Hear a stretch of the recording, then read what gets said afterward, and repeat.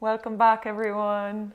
So, To our second podcast. Second Second podcast with Alba. And Eefke. Yes, with the School of KCA. Yeah. So, obviously, the first one we did was just a recap of our most recent retreat, which, facilitator training retreat. Yeah. Deep dive into transformation. So, we will do that, I believe, every time we do a training now. Yeah, because it's good for us as well. Yeah. It's so good for us to recap, to digest, to reflect on everything. And then for me, actually, it was therapy. It was so nice to do it with you, right? Yeah. Today, we won't talk about that. We'll talk about something completely different, but very important. Yeah. Because we see that a lot nowadays in spiritual communities, happening a lot, spiritual bypassing. Yes. Right? So we thought, let's talk about it. Let's have a conversation, an open and honest conversation about it. Because we don't prepare our podcast. It's just, we're going to talk about it. Whatever's alive for us. Whatever the field is bringing up. Whatever the field is telling. Yeah. So but only love and light. Only love and light. I'm just kidding, obviously. Yeah. None of anything else is allowed. No. So, and if you don't get that, you're not on the right vibration yet. No, you need to be more high vibe. You need to work more on your vibration. So, yeah, the topic for today is moving from spiritual bypassing to embodied spirituality. So, the spiritual bypassing. And we're going to get into what it is for those of you. I mean, a lot of people understand what it is, but we're going to get into the details, the nitty gritty of that. Yeah. But the truth is that we feel that there is actually an invitation, like a call now out in the field, out in the collective for spirituality or this transformational field that is out there to evolve now and really become integrated. Like come into embodiment with the spiritual work that you're doing and integrate the two, the spirit and the body, the non-physical and the physical. So yeah, there is a call in the field for space holders, teachers, like everyone who's doing this work to really make that transition from spiritually bypassing into embodied spirituality, because that's what's actually needed. We need to have that union with the masculine and the feminine energy. We need to have that union with the physical and the non-physical, with the body and the spirit. Yeah. Because the spiritual bypassing path that a lot of people find themselves on, it just does not give good results in the long run, even in the short run. Yeah. And also what I actually found as well, when you're on your own spiritual path and you see all these people around you on Instagram or on other social media platforms, you see them always talk about high vibes, love and light. You should manifest it in this way. You should be the energy that you want to attract, which is all true, obviously. But you kind of get, when you start your spiritual journey, and I think you will recognize it as well, you kind of get the feeling like, oh, I'm not doing it right, because I have off days as well, I feel like I need to cry, or I feel this pain in my body, or so I'm not doing it right because I'm in a low vibe and they're always in a high vibe. So what's going on? So I think that's why we also recording this podcast. It is very important to get it out there that it's normal to have a body. Yeah, right? And have emotions. Have emotions and be in your body, because I can also recognize for myself, when I first started on my spiritual journey, I just loved it to be up in the realms of high vibes, of oneness, of love. Actually, I call it Away with the Fairies, which is, it's really nice, but it's not what this life is all about, but because then actually what we would do is, as a soul, we would stay where we come from. Yeah, we would where there's only oneness, where there's no separation. But we, as a soul, we choose to come in this dual world, in this duality, where we want to experience it all. So we want to feel the body, we want to feel the limitations, we want to feel the pain, but we want to feel the highs as well. Yeah. Because when you're the contrast. so that you know. So I think that's also a really good point to talk about, that when you are on a spiritual journey, that it's not about if you see only this high vibes, love and light, and because that's just not real. Yeah. I don't think that's manageable and sustainable. No. Because you need to go to the dark night of the soul. Yeah. And maybe more. Yes. Not only one. Exactly. So I think that's important to address. It is so important, and I think, I mean, to get into like a lot of you may already know, but what is spiritual bypassing? So what it is a lot of people get drawn to spiritual work, and what pushes them towards spiritual work is actually their soul, right? Yeah. Wants them to go through and face some of the ways in which they've built their life inauthentically, okay? Or they've not been facing their pain, or the ways in which they've been living from their ego, right? From the separate self. So there's the soul, which seeks wholeness, and then there's the ego, which is like all about identity and separation. Yeah. And you need to have both to be a human. You can't just not have an ego. Sometimes the ego comes in handy. Sometimes you need the ego. Sometimes you need it. You need it for everything in what's being a human. You need to be able to function. So it's about having a healthy ego, unhealthy ego, or conscious. It's about being aware. Yeah, it's about being conscious aware. About it and aware. Exactly. It's about awareness. I think for everything that you do, it's about motivation and awareness. Yeah. Because otherwise, you get this spiritual ego. Well, we will go into that again. We will go into that later. Yeah, but that's even worse. That's a good topic. That's even we'll worse. Put a pin in that. Yeah, that's even worse. Yeah. Yeah. Because with spiritual bypassing, what's happening is people are actually, so there is obviously our body and our spirit. There is our physical self and our non-physical self. And spiritually bypassing means when you have an experience in your physical reality or in your physical body that you don't wish to experience or you don't know how to handle, people actually dissociate spiritually. So what that means is when they feel sad, they will try and alter their state and go into joy or bliss. So people will try and always bypass what is a physical experience or like something that's happening in their body or struggle they're happening in their life. They'll go into the realm of let me manifest my way out of this rather than facing it or dealing it with something that's difficult to go through. Because in human life there are lots of challenges we go through. Like people go through grief of people dying, of divorces, relationships breaking down, losing friends, losing family.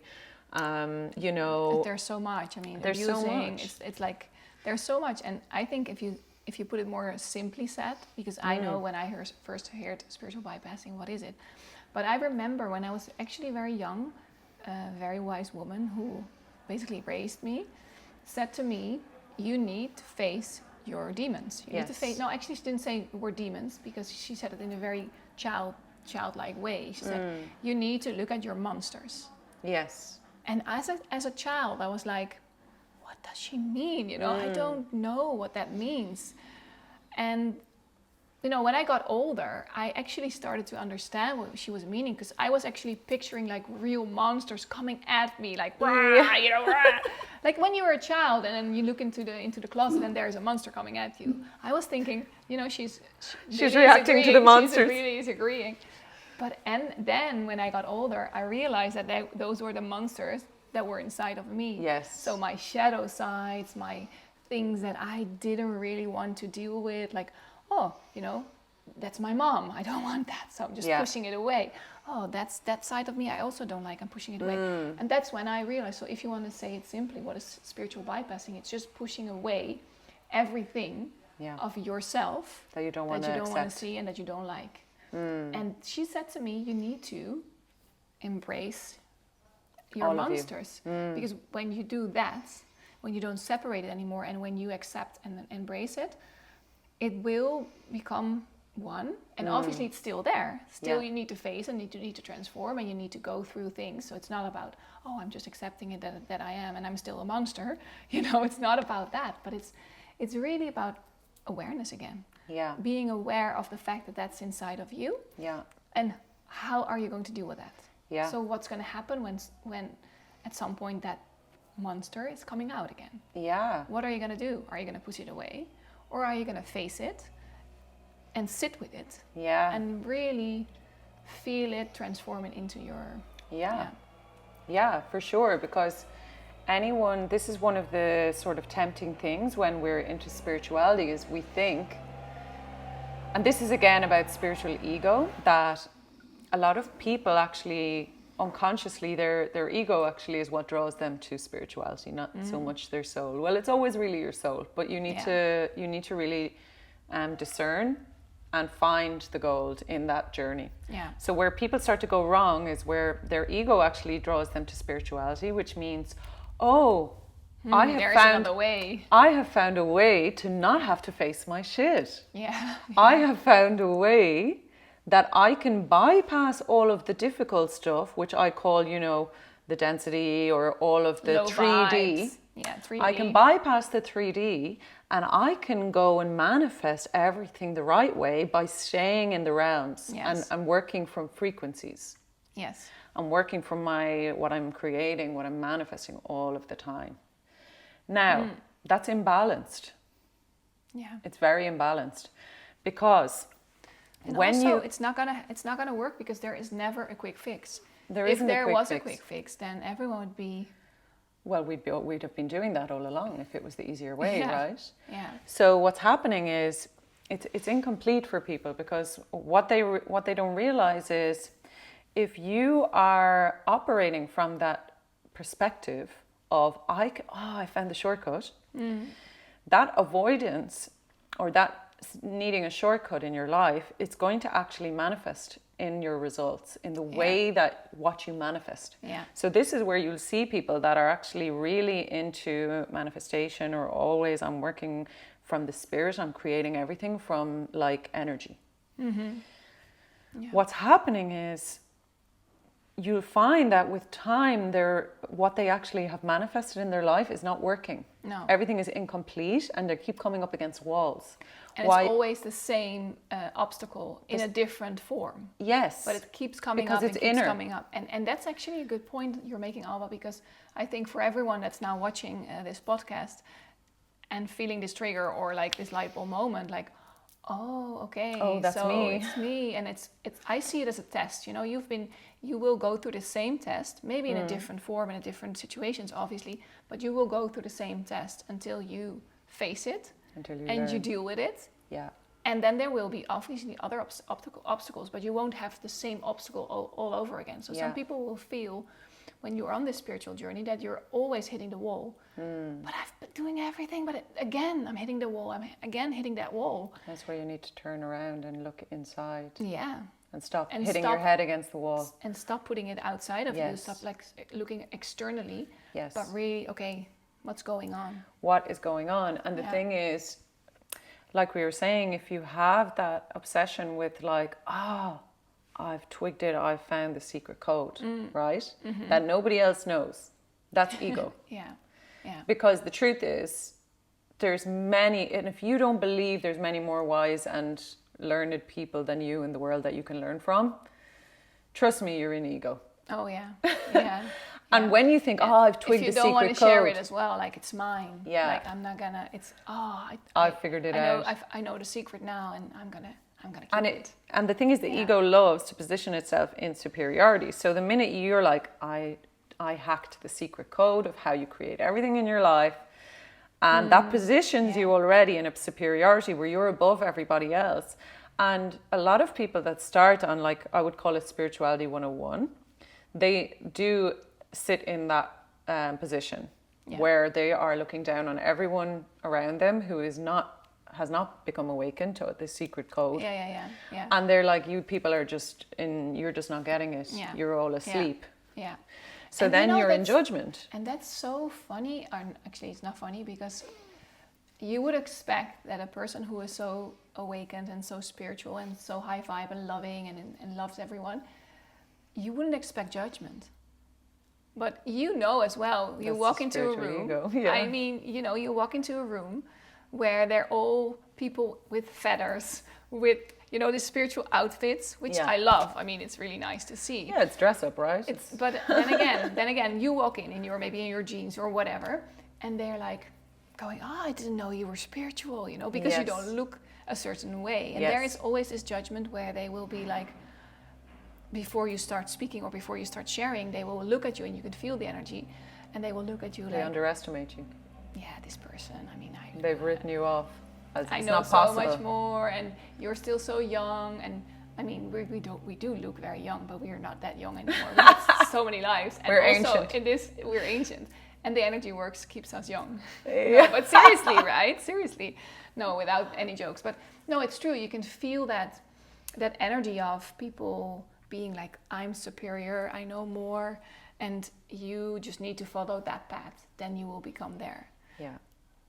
And for me, that just doesn't work that way, because if you're truly spiritual, and if you truly believe in reincarnation, and if you truly believe in the oneness, then it doesn't matter if you talk to a queen or like a person on the street. Yes. Because it's the same. Yeah. Right? And then also, it doesn't really matter what path they're following, or if what clothes they're wearing, or... We're all going to the same place at the end. Yeah. And the thing is, what's interesting is the way people are like really like, oh, I want to be really, really in this like high vibe and like awakened or whatever, like you say, in the oneness. Well, you know, don't worry, you're going there when you die, it's fine. Like, you don't need to be in such a hurry, right? She's obsessed about that. She's obsessed about the oneness. She doesn't want to go there because it's so boring. She likes it better here. She came back to experience it all. Yeah. Yeah, Billy, I know. Come here. Come. Come, Billy. Come. Billy. She doesn't want to now. No, it's because of the fireworks. Oh, okay. George is the same. Yeah. Come. You can sit with us. Come here, Santi. Come here. You can sit here with us. Come. So to like, I also think it's important to kind of point out, like, why would spiritually bypassing be something, like, why do people even do that? And it's because, and we've pointed this out, like, we're proposing, or not proposing, but like, this is something that we've really felt a strong call, and a lot of people out there are really, I've noticed it. I feel like in the collective, people are moving more and more towards that embodied spirituality, compared to, say, when I would have started on spiritual work and when I would have gone online and seen people, it was very different. It was way more spiritually bypassed, all of the content and everything before, whereas it's becoming more embodied and integrated now. And still some people are way in the like spiritually bypassing, but it's like people are more discerning and more awake to that now. But the reason... Maybe also because they've been on their own journey, you know? I mean, you have to have... I feel like there's an evolution. evolution. Yeah, there has been. You feel that this is not working, so I need to descend. I need to be in the body. I need to bring the consciousness where I have been in, like the collective consciousness, the bigger consciousness, or expansion of consciousness. I have to bring it back into the body. Yeah. Because without that, we cannot function. Yeah, totally. So, I think like the reason why people do the spiritually bypassing is really because they have, either they don't have the tools, or they have so much unexamined emotions or trauma in their body that it means their body, they don't feel really particularly good in their body. So when we talk about getting into more embodiment work, even Kundalini work brings up a lot of those shadows and emotions and traumas from the body to get released, or not just, they don't just directly release. That's a bit of a, you know, misconception. People think, oh, I'm doing the Kundalini and the things just release. No, they come up to your consciousness, and when they're in your consciousness, you're aware of them. So then you start having to process them. So that's why sometimes people will start doing Kundalini sessions and their stuff comes up. And you might see that as a bad result, but it's actually a good result. It means you're in a process it into the light. I mean, of purification, right? And you're going to feel that much better when you have actually gone down to come up. So it's like ascension is about, you need to descend to ascend. You know? Sure. So it's that motion of going down, and the more your consciousness, like we were using this example a minute ago, the more your consciousness, so like the consciousness is like the, you know, the one that is the observer that we all have, right? That's the thing that connects us all. So this consciousness that is everything is like looking through my eyes, is experiencing my body. It's also looking through your eyes, experiencing your body. It's also looking through her eyes, experiencing her body. So if we can bring that consciousness more and more, like from here down, down, down, down into everything, and it gets more and more detailed to the extent where people who are really, really deep into the body, they can like have communication with their cells, with their blood, with their, like everything is so interconnected. But that's also, I think, a thing when you receive a Kundalini activation, or when you're activating yourself, you can feel that as well if you're aware of it. So some people come out of a session and they feel like, oh, I felt so much, like in my hands, I could awakening feel every in my cell, hands, awakening in every cell of my body. And that's where the Kundalini works as well, to feel your body. Yes. It's like the consciousness, the magic, we call it sometimes as well. Like it's like the magic lights up in every part of you. So then that's why when you're becoming a facilitator, it's your intuition is not just in your head anymore. No. It's like everywhere in your body. Yeah. So everything becomes its own little brain, if that makes sense. It's like everything starts to have intelligence, not just your brain. Yeah. Your body starts to have intelligence, which it always had. It's just you weren't aware to it or awake to it. So everything starts to become connected. So then that's why you can be like, oh, I actually felt like something in my ear or my scalp or like my elbow. It could be anywhere. People have all types of ways that they experience the energy, but it's like that awakening happens when you bring the consciousness and the like energy of the physicality together. You're literally bringing the consciousness into every cell of your body. Yeah. Where obviously we do two of transmissions, like the Kundalini one, where you work with the Kundalini energy, where it's more of the Shakti energy running through your body, where the Shiva, the non-dual energy, is the consciousness. Yes. And you can experience that as well, where you go into, I think and you and me both. Yeah, but you and me had completely different experience. Oh, we could talk about that. Yeah, I mean, when I started to this work, and when I started to, I was always away with the fairies, like I said, because I never accepted my body. I was always struggling with my body, had anorexic when I was younger. It was always a coping mechanism, because that's trauma, right? Controlling and everything. So we can go into that, but we don't need to go into that right now. But that's why I was never in my body, and I was always like, my body feels so limited, and I was not aware of it. So I was not aware of it, that I was doing that.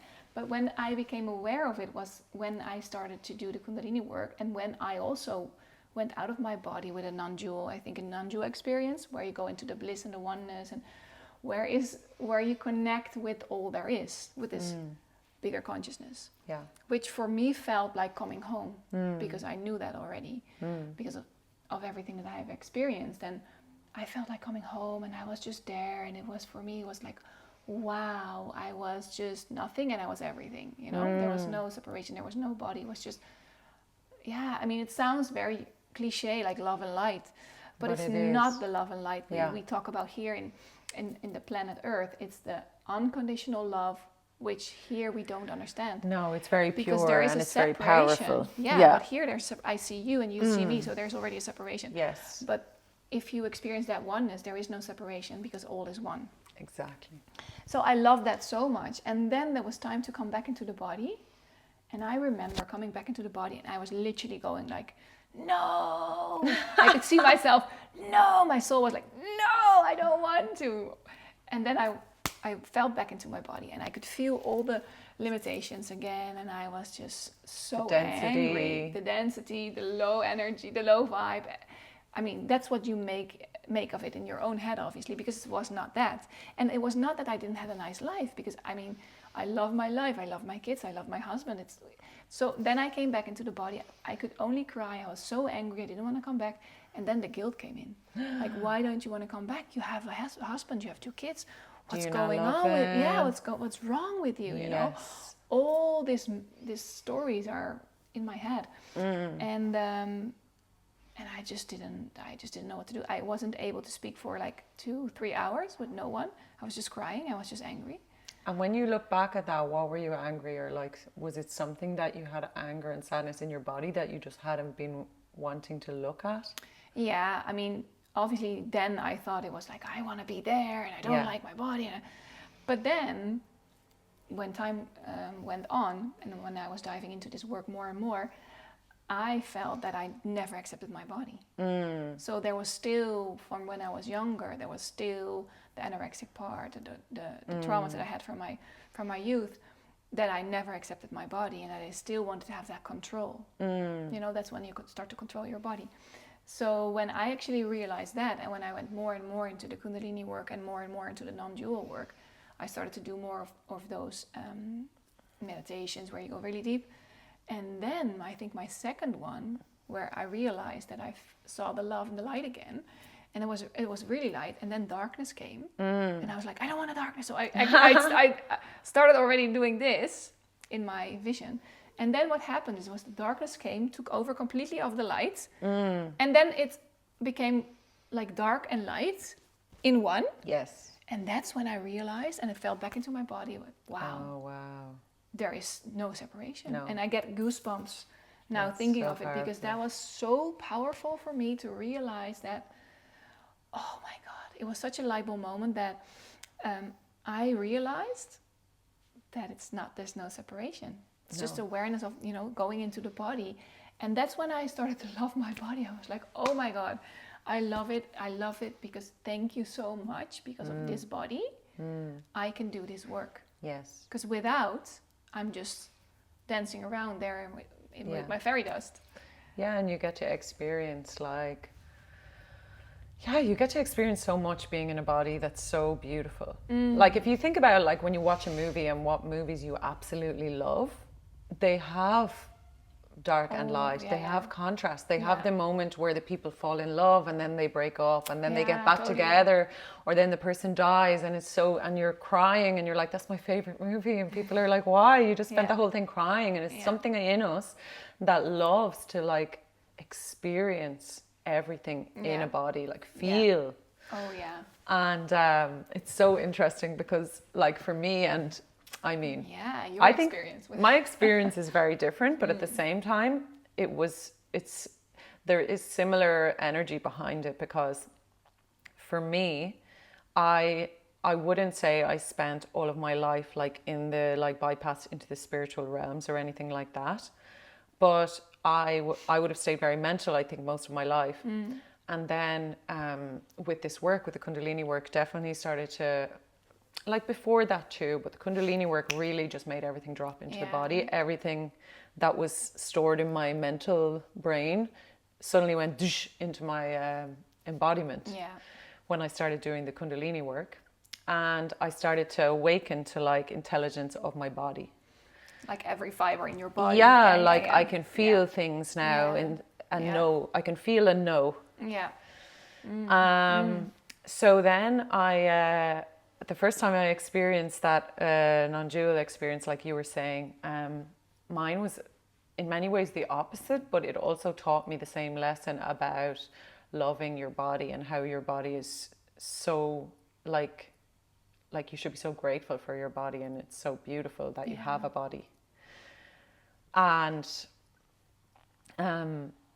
for me it was very different. It was like the first time I experienced that, I had a lot of fear to leave my body. Yeah, I remember that. Yeah. I had a lot of fear to even go into the non-dual experience, because I was really scared to leave, because I didn't know what I would experience on the other side.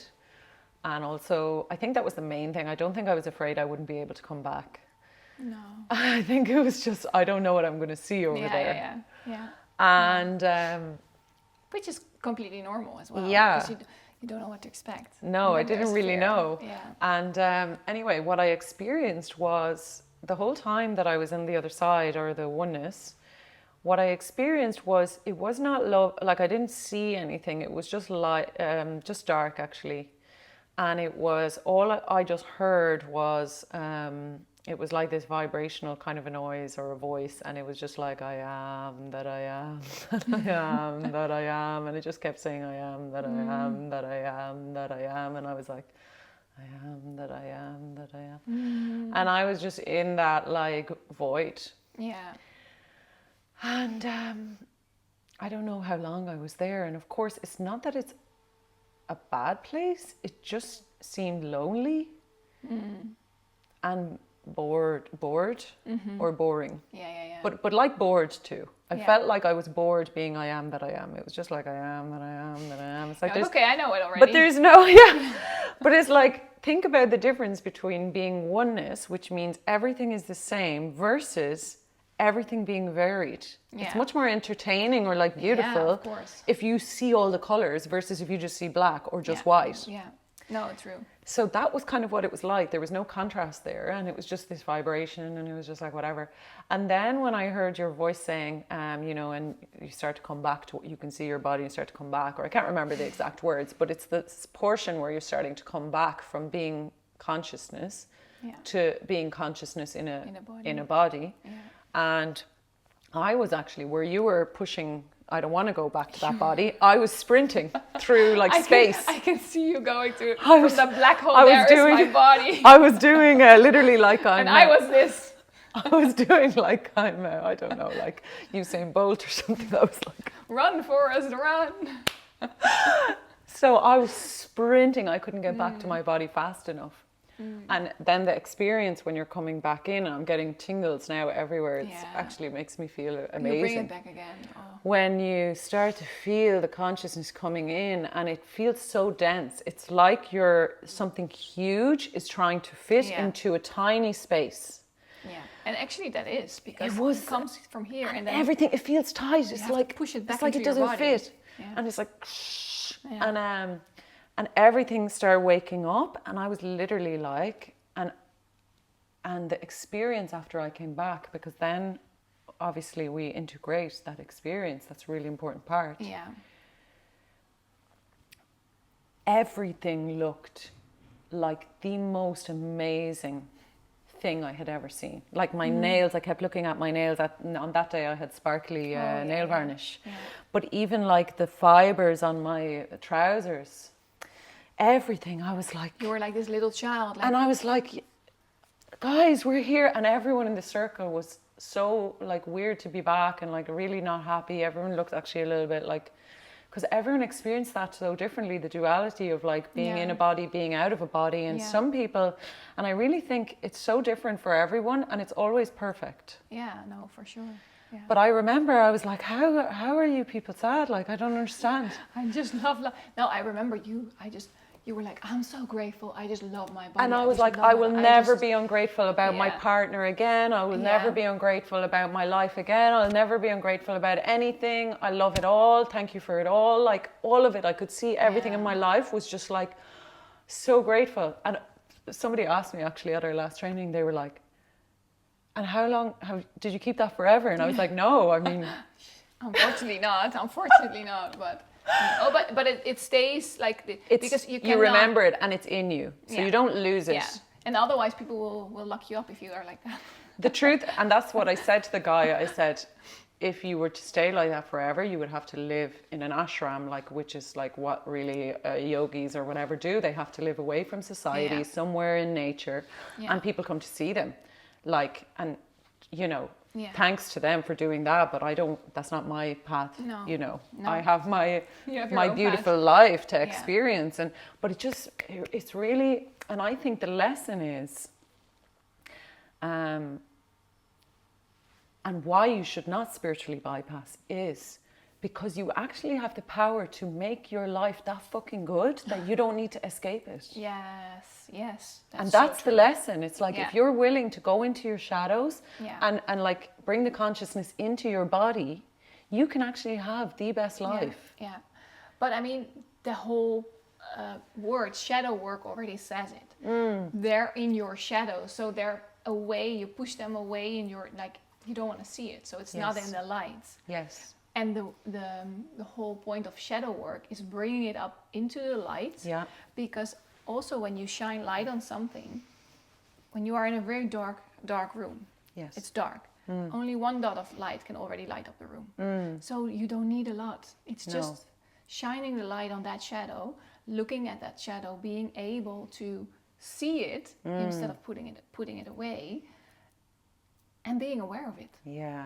That's already bringing the shadow up to the light. Yeah. And that's what we need to do. We need it as well, because the thing is, when you look at your own shadows and you are able to accept them and love them, which is the reason people don't want to look at their shadows, is because they're afraid that they will hate themselves, or that they will...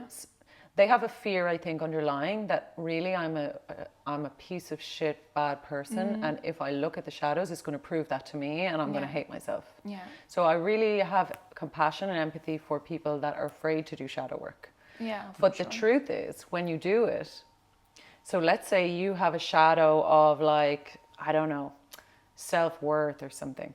When you're willing to look at the parts of you that say you're worth nothing, and actually come at those places with love and understanding, what happens is, the day you are facilitating or being a space holder, or even just a friend, or being with someone who is in that position, you're going to be able to meet them with love too, rather than with dismissal or judgment or whatever. Yeah. Because the places you've met in yourself, you're going to be able to meet those places with somebody else too. That's why shadow work and our work is so important. I mean, facilitators or any kind of healing or anything that don't do the shadow work, it's not sustainable. No. Because the more you look to yourself, to go through your own journey, your own shadows, like you said, the better facilitator you can be. You can only hold as much as you've been going through yourself. Yeah. And sometimes it's really, really, you know, it's a big confrontation to look at those shadows. I remember, and when I was starting to do my shadow work, I was looking at my shadow. I was like, what? How can this be mine? I always said it was them. Yes. And theirs. And now it's all mine. Yes, it's the same. You know, I was blaming my partner for things that I was doing. Yes. And then when you turn it around and you see, like, oh, okay, I was doing it actually. It's not him or her or this friend. Or it's both. Or it's both. But that's the whole thing. I think if you do spiritual bypassing, it's always it's always outside of you. Like it's always the other person. You always see the shadow side of the other person. So that's actually a good thing if you think like, okay, am I spiritual bypassing? If you always see shadows in someone else and never in yourself, that's a sign of spiritual bypassing. Yeah. Totally. So this happens a lot with spiritual people, or people who are very sensitive or psychic or have intuitive abilities. Very often they are tempted towards always seeing other people's shadows, or, you know, reading things that are going on over there. And what they don't realize is how much they're missing the projection or the mirror for themselves. Yeah. So really, and it's normal, I think. As humans, it's always easier to see something outside of yourself rather than really look at it within. Of course, because it's painful. To look at yourself.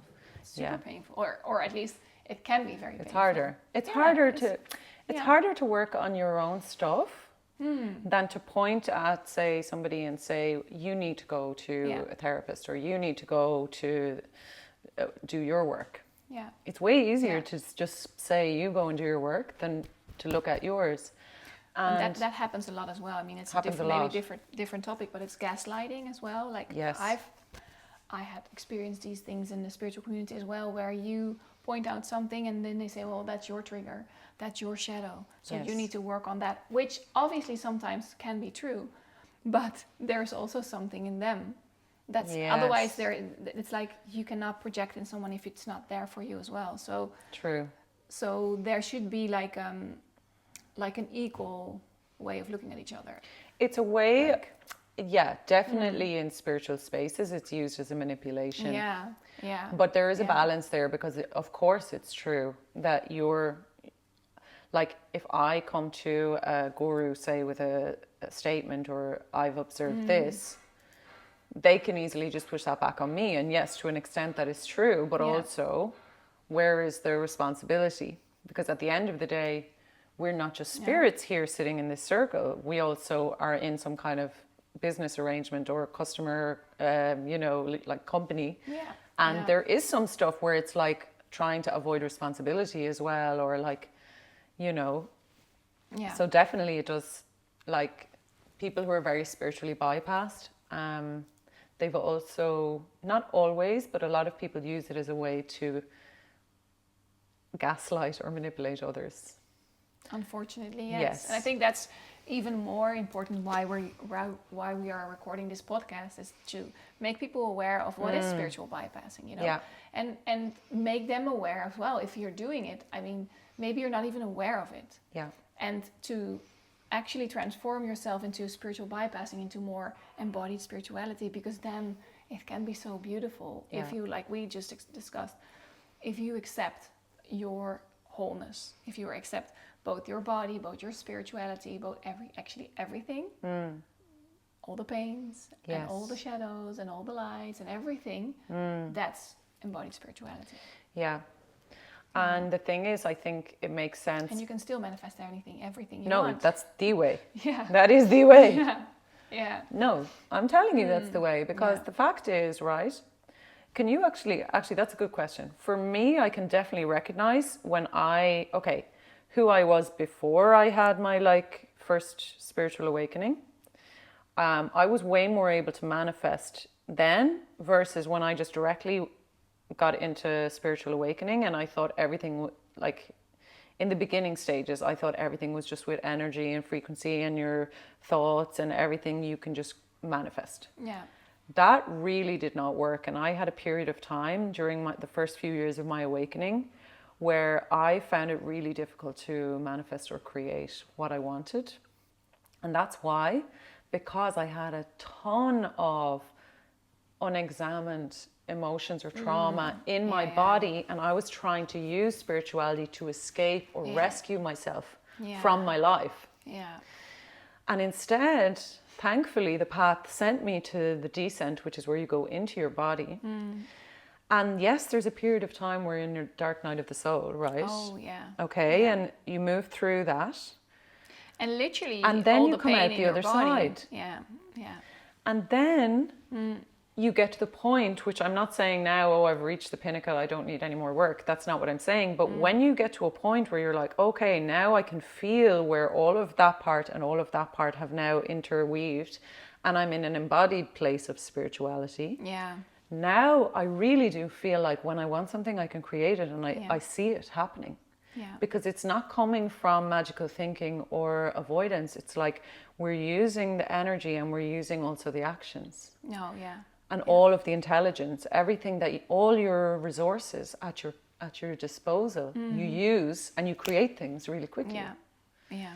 And also you're operating from a place of authenticity in your body. You're not carrying all this trauma, which you're trying to appear to be really nice and happy and high vibe. Yes. But people can read your energy. Oh, That person actually seems really low vibe in their being because they have a lot of sadness or something that I'm feeling. Yeah. But their energy is very...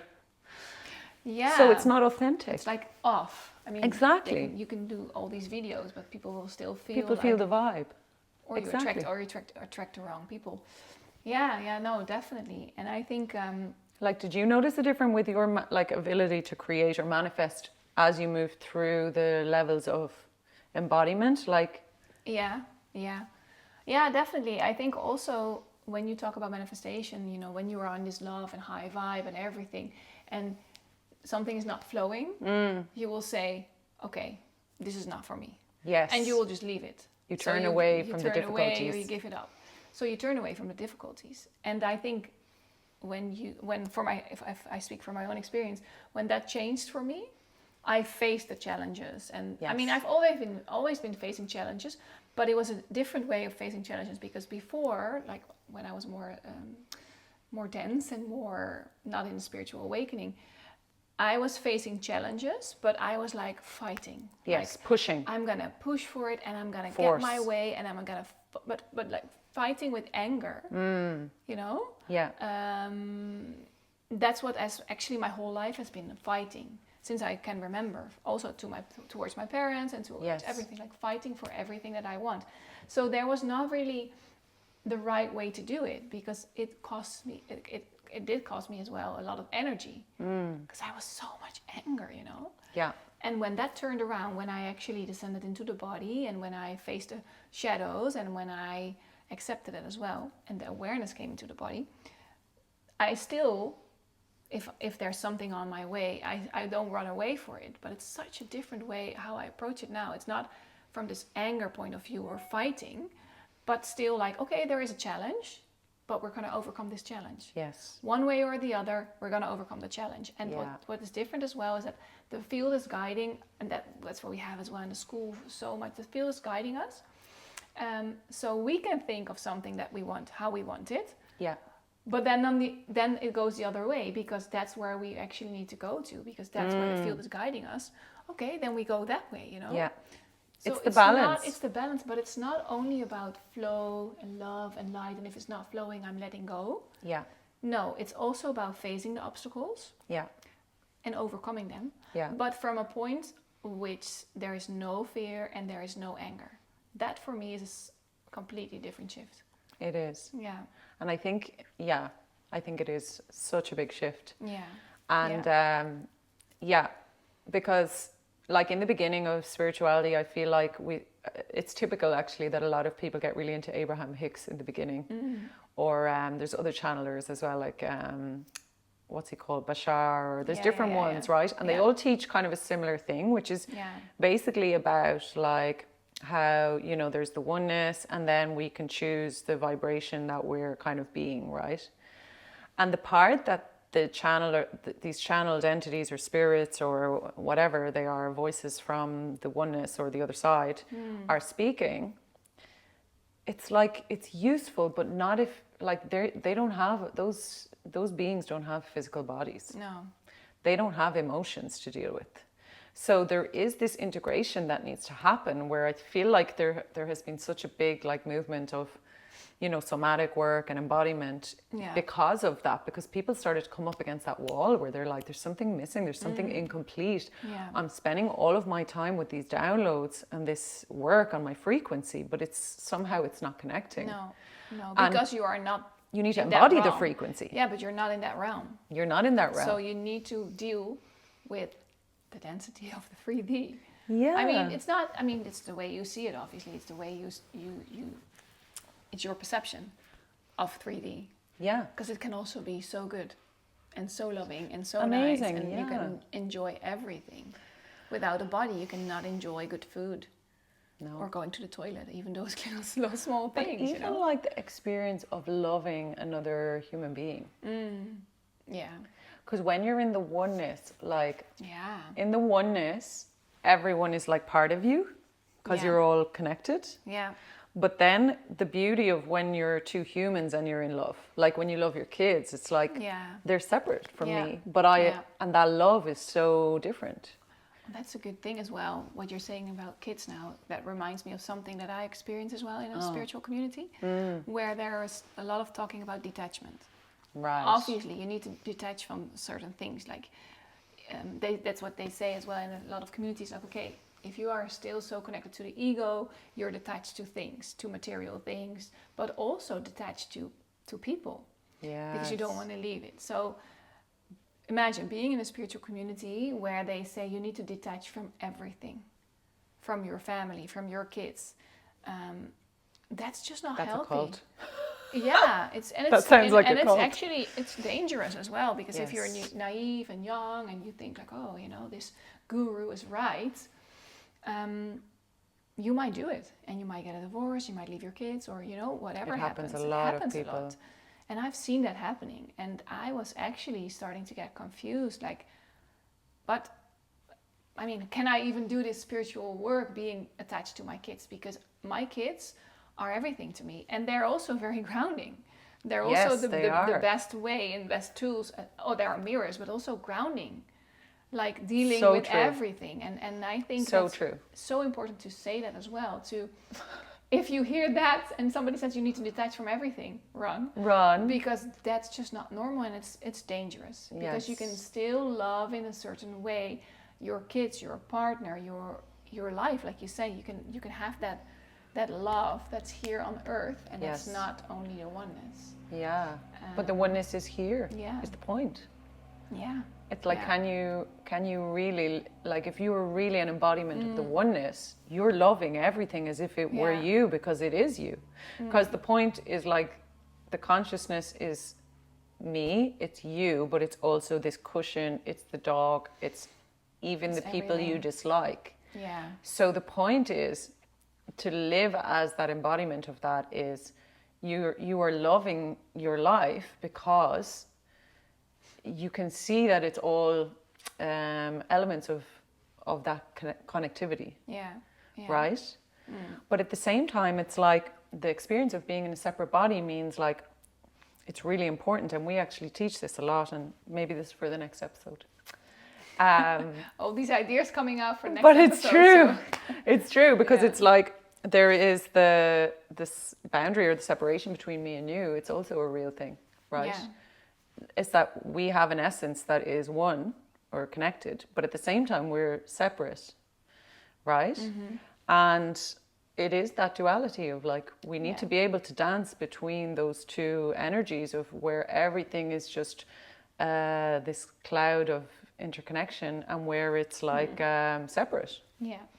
Yeah. It's really important. And actually a lot of spiritual people have trouble with that, with that distinction between like where is the separation? Yeah.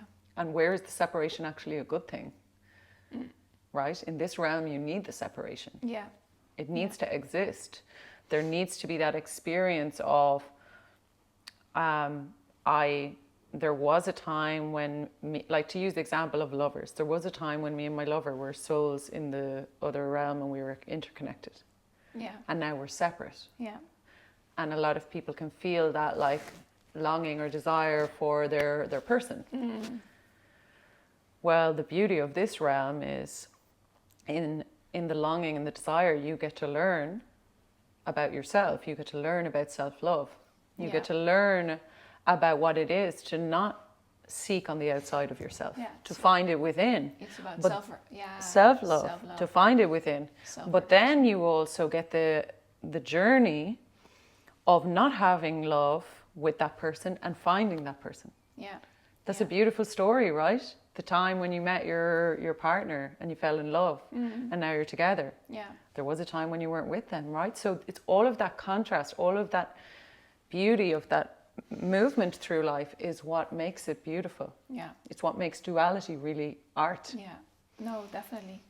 But I think if you talk about relations, it's what happens 9 out of 10 times with relations is that you have one unhealed person and one unhealed person, and then so they're half, and then they find each other, and then they're whole, because there's no self-love from both. But then they find it in each other, and then you have this projection, and in the beginning it's nice and loving. It's like, oh, we complete each other. Yeah. But if you're not going on your own journey, if you're not going to heal your own traumas, then this is not going to work, and it's very toxic in the end. Yeah. So you need to go on your own self-realization. Actually, it's not only about self-love, but it's about self-realization. Yeah. It's not putting it somewhere out there. It's not putting it with someone or no, you need to take your own leadership for it. You need to take your own responsibility and not put the responsibilities to someone else. That is like almost the key lesson, I think, in maturity. When you start to feel like you're becoming an adult, and some people think an adult is 18, it so isn't. No. Most adults are just small kids in a big body. I literally think I started to reach like what I feel like adulthood in maybe the last year. Really? So we need to celebrate that. No, for real. Have like, a party. I don't think... And I think it's different for everyone. And like you say, some people are still like stunted in an adult body, but their consciousness or their emotions are on a less evolved level. And that's not a judgment. It's just saying that. But they still keep evolving, you know. It's a journey, it's a path. Yeah. But maybe there is some inner child that keeps coming out when they're triggered or something, which is normal. I mean, we're not perfect. None of us are perfect. Yeah. But I feel like I reached that piece you're saying about like when you take responsibility for every single thing yourself and you're like, I'm actually, I feel like I'm in that place of like emotional and spiritual and like physical adulthood, like in the last year. Yeah, you see. I mean, it takes some of us longer. We always say it's like you're never done, but that's also to point out that it's a journey and that we as trainers from the school that we have, it's not about, oh, it's nice to be a trainer. No, it's also about our own journey. We've done, like we said to each other, oh, we had our lessons, you know. We earned our stripes. And I think it's as well as facilitators that come to our school, they go through such a big transformation. They go to a lot of shadow work. That's why we integrate shadow work. That's why it's so important. And they think they might come in for like a love journey, and then they just come for a out certificate. like, oh my God, no, it's completely different. But this is exactly what I needed. It's deeply loving journey though as well. It is. But it's like I think the journey that the field brings you on when we dive in for that week's training, it shows you that love is not just about, kumbaya, love and high light. vibrations. It's not, because the love will actually go, this is going to hurt, but we're going to rip the Band-Aid off. Yeah. But you're going to be happy in 6 months from now. Yeah. So just trust me on this. So love is not just la la la, everything feels lovely. No. Sometimes it's like, okay, you have something inside you that we need to like get out for you to really be in your soul self. Yeah. For you to really feel that thing that you're searching for. Yeah. We just need to do a little bit of soul surgery. Yeah, and there's no spiritual bypassing anymore. There's no bypassing. It's gonna hurt for a short term, but in the long term, you're gonna be like, thank God, you know. And that's why I love so much the trainings that we do, because then you can really go on a journey with someone. Whereas when we have sessions, obviously you have that as well. When you go on a journey with people, when they come back. But sometimes you probably have the same. You know, a person comes to your session once or twice, they had a beautiful experience, and then the second one, it hits them like, oh my God, it opens so much doors and brings up all so much, and then they never come back. Yeah. Because they're afraid of, you know, it's spiritual bypassing, afraid of what's next. What's being revealed to me. I don't know if I can face those emotions. Yeah. Which is also completely fine. And that's why you shouldn't drag people to sessions or they trainings. Should be really ready for Someone should feel it within themselves, because you might think, oh, my friend will love this. And then for them, it can actually be a completely wrong time. And then it's very traumatic to open up old traumas. Yeah. So it really is a personal decision. Yeah, when it's not the timing yet, or when your body's not ready. Yeah. That's super important that you feel. That's why we always talk about when you feel the calling, when you need to feel the call. When you feel that, yes. And what is your motivation behind it to do it? Yeah. Not to jump on a bandwagon. And some people never will. Like some people are not drawn to spiritual work at all. And that doesn't mean you don't get to like have them in your life or love them. It's just they are facing life in a more like, shall we say, physical or external way versus internal. And, you know, really you should be in a balance of both. You shouldn't always be stuck in like your inner world. But it's beautiful to recognize that everyone is facing like this journey through life in a different path. But the truth is we're all ending up in the same place. Yes. That's one thing is for sure. Yeah. That you end up in that place. Yeah. No, and I think it's also about acceptance. It's acceptance that, okay, some people are just not going to be on that path, and that's fine. Yeah. And I love them anyway. And also who's to say your path, this is where the spiritual ego comes in. Sometimes you think, oh, but they're not on the best path. Yeah. How do you know? Yeah. Sometimes I look at people who have not got any interest in spiritual work and I think, you know what? Their journey looks pretty nice too. Yeah. Sometimes I'm like, oh, I wish I could just close it again, but it's not possible. They have moved through life in a very they're very clear. They have their passions. They know what they're into. They've been able to create what they want, but not using like spiritual methods. Like they've just gone through life. They're like one foot after the other. And I think that's admirable too. Yeah, oh, definitely. Yeah. And you just said something about spiritual ego. So maybe it's good to dive in to the symptoms. I don't know if that's the right word, but how can you recognize when you are in spiritual bypassing, or how can you recognize it for yourself, or how can you recognize it in someone else? So Alba, Eefke. We talked a lot now about spiritual bypassing, and we talked about all the symptoms and everything. But I think it's good. I mean, we made a list of notes. We can recap. We can recap a little bit because I think it's important for people to recognize. Yeah. I think you can recognize other people, but it's way harder to recognize yourself. So try and recognize yourself. Yes, that's a good one. Go and do some inner work and be aware. Yeah, be aware, because it's sometimes we slip back into these things and it's normal, right? But you just need to be aware of it. Yeah. So like we said, symptoms of spiritual bypassing, emotional and psychological imbalance, emotional and psychological chaos. So yeah, when you're not facing your kind of unconscious or everything that's in you, it's going to come out in unconscious ways. So you're going to like blow up with certain things, or a certain energy you give off or a look in your eyes will reveal the truth, which even though you're trying to keep that facade, it's not. People can feel the difference, right? So, or you blow up against your partner. Well, that's sometimes happens still with me. I mean, it happens to all of us. But We're this not is the perfect thing. anyway. I think the goal is never to try to be perfect. That's all his fault. Yeah. I think the goal with this is the thing where we get wrong. I think sometimes we go on the spiritual journey that you want to be always you're love trying and to light be and, perfect. Yeah. Well, I mean, I think people that are following us or that come to our training, they see that we're not perfect, and I think that's a beautiful thing as well, because that's the point. Is to we be human. are human. I mean, we're trainers, but we're human as well. I've been to spiritual places a lot, like trainings or weekends or anything, where there are, I mean, obviously there are gurus, like real gurus, but you can see a difference from a real guru with the right intention from a person who is pretending to be a guru and look at me and you need to obey and everything, you know? Yeah. And for us, no, not the case. And the thing that I think for people to notice is like, when it's about spiritually bypassing or manipulation or like having like, you know, trying to find a school or a teacher or a place where you're going to learn, it's important that you feel that with those people you're able to bring your questions, your concerns, or be authentic with, and they're not gaslighting you. Yes. Oh, that's a good one. Yeah. Right? Yeah.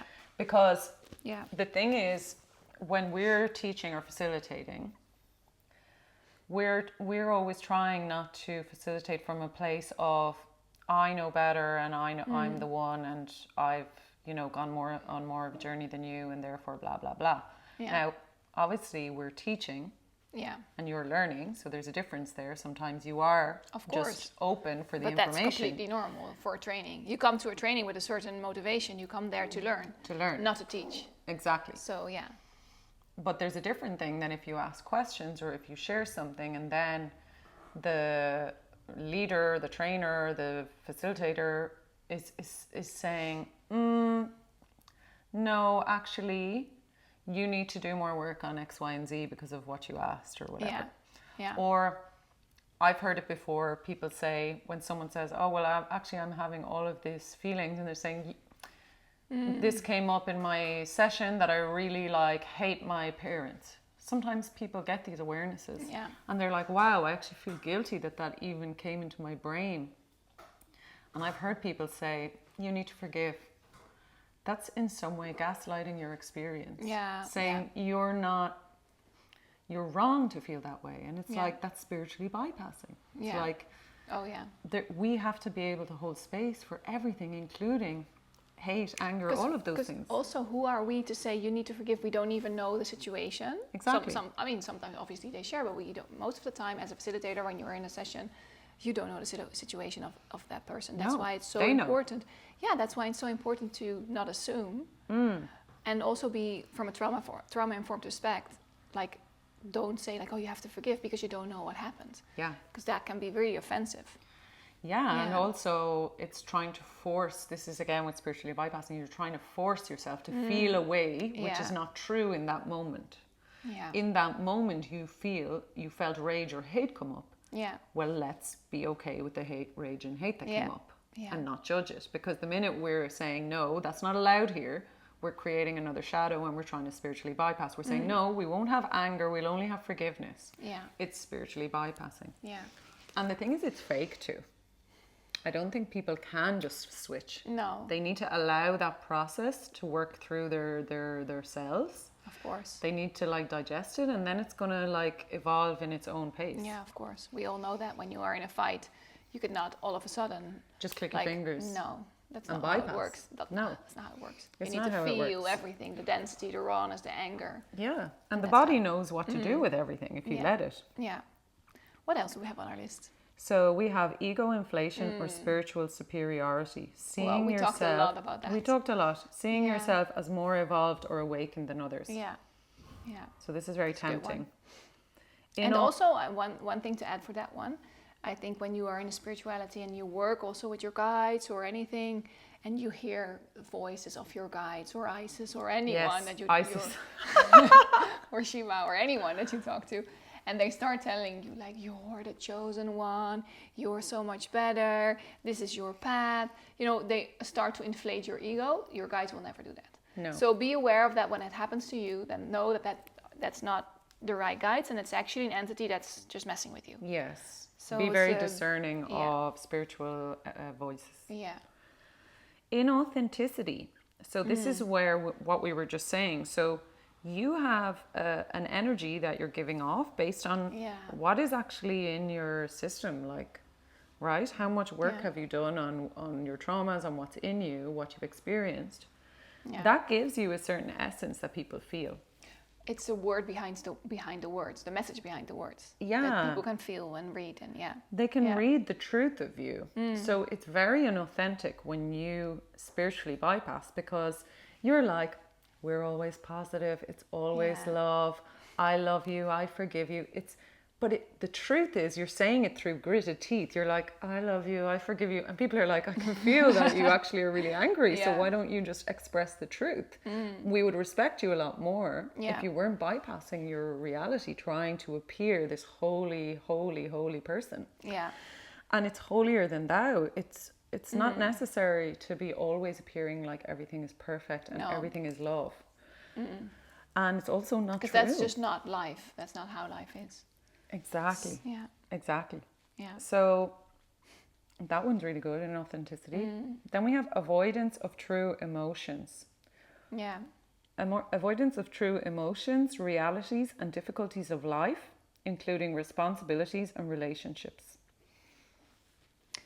So is it like a procrastination as well, right? It's procrastination. It's also like I think this is also about grounding. When you're very ungrounded, it's very difficult to keep up with your responsibilities. Yeah. Has it ever happened to you? It's happened to me many times. Yeah. If I'm ungrounded, suddenly I'm like, oh my God, the time, you know, and you realize. Or you fall down, or something happens, or, you know, a lot of things. Yeah. That's a good thing actually to remember, like, oh, I'm not grounded. I need to ground myself and need to take time for it. Because otherwise more and more things will hit your way. Which is beautiful. Why people love to come to the training is because we are stepping into the field for an entire week without you needing to think about responsibilities or anything. No. So the beauty of that is, yes, a lot of transformation can happen in a very short space of time. In 1 week, you can do 10 years of work.